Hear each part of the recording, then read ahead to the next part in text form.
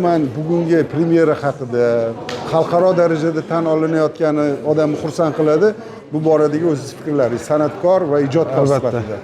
Avvalambor so'zimni agar ruxsat bersangiz, mana shu kino ijodkorlarini tabriklashdan boshlayman, chunki bu juda ham kino sanoatimizda deymiz ham shu kino industriyamizda juda ham katta qadam bo'ldi deb ayta olaman. Sababi endi Gulnoraning o'zining ijodlari bilan tanishman, o'zlaridan juda ko'p suhbatda bo'lganmiz va bu film ham navbatdagi film ham bundan avvalgilari kabi o'ziga yarasha bir o'zini jihatiga ega bo'lgan, o'zini bir ajoyib bir ma'no mazmuniga ega bo'lgan sifatli va saviyali filmlardan biri bo'la oldi deb ishonaman.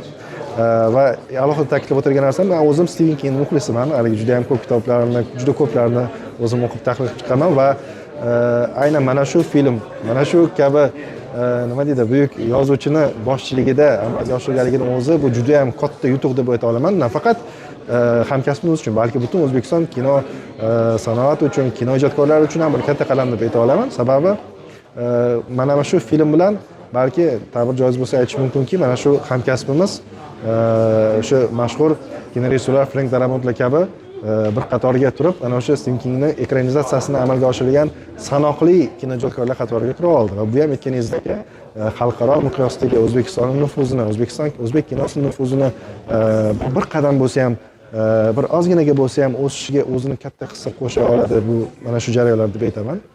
Va tomoshabinlarni, xudo xolasa, qiziquvchilarni mana shu filmni tomosha qilishga chorlab qolaman. Sababi birinchidan avtor, ya'ni Stephen Kingning ijodlari har doim o'ziga yarasha bir juda ham qiziq dramaturgiyaga ega bo'lib kelgan va bevosita Gulnoraning ijodi orqali bu narsani ekranizatsiya qilinishi, ya'ni bu narsaga yoritib berilishi mana shu ikkita juda ham yaxshi fikr egalarini qo'shmasi sababli bir yaxshi navbatdagi bir ijod mahsulot paydo bo'ldi deb ayta olaman. Shuning uchun omad ijodkorlarga yana bir marta tabriklayman.